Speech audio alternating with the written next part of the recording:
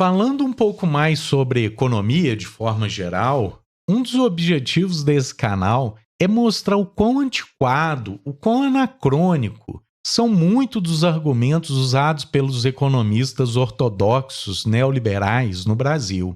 E eu trago aqui hoje um exemplo gritante desse desalinhamento da discussão econômica no Brasil com o que de fato está acontecendo nas principais economias do mundo. A vice-secretária do Tesouro do Reino Unido fez uma palestra em Washington.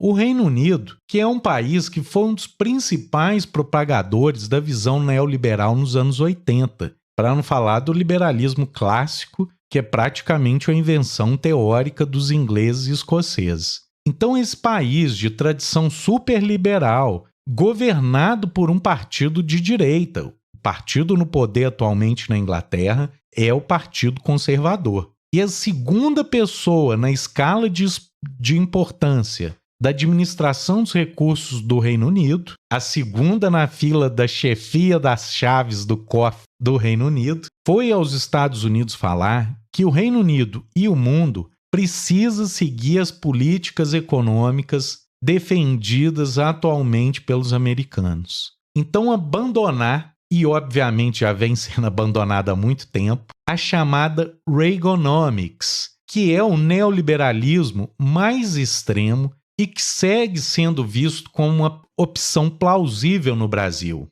Então, essa subsecretária do Tesouro inglês foi aos Estados Unidos falar: não, a gente não precisa de um Reaganomics, a gente precisa de Bidenomics, que é uma economia de acordo com o que o atual presidente tem tentado encaminhar. Então, em resumo, nesse discurso, ela vai falar que precisa emergir um novo consenso global na economia. É preciso abandonar o velho consenso neoliberal do Ronald Reagan e da Margaret Thatcher e adotar esse novo conceito na economia global. Esse conceito que significa uma participação ativa do Estado, uma política industrial musculosa, para não ficar dependendo das cadeias de suprimentos chineses. E ainda acrescenta que é necessário colocar regulação trabalhista, precisa privilegiar o trabalhador nacional dos países.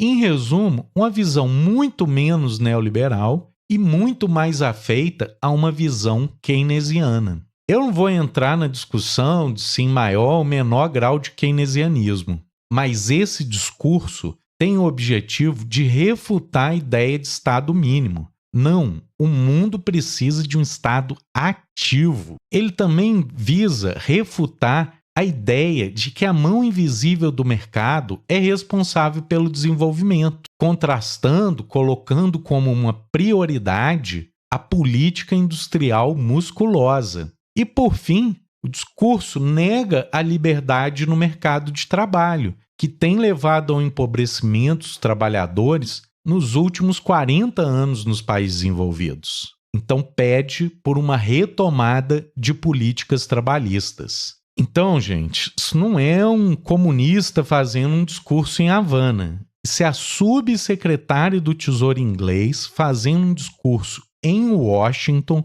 para se alinhar à proposta americana, que já é essa de um Estado ativo, que vai investir em mudanças climáticas 130 bilhões de dólares por ano ao longo da próxima década. Obviamente, esse dinheiro todo focado em desenvolver uma indústria de energia renovável. E isso tudo com um pano de fundo de contenção da China. É óbvio também que lá eles ainda precisam caminhar muito na direção do aprofundamento dos direitos trabalhistas. Mas é muito eloquente, é muito claro em que espectro de política econômica se situam hoje aqueles que foram líderes do neoliberalismo. Eles hoje propõem uma política bastante diferente, se não oposta ao que se ouve aqui no Brasil, confirmando essa minha impressão que a gente ainda segue agarrado ao discurso econômico dos anos 90.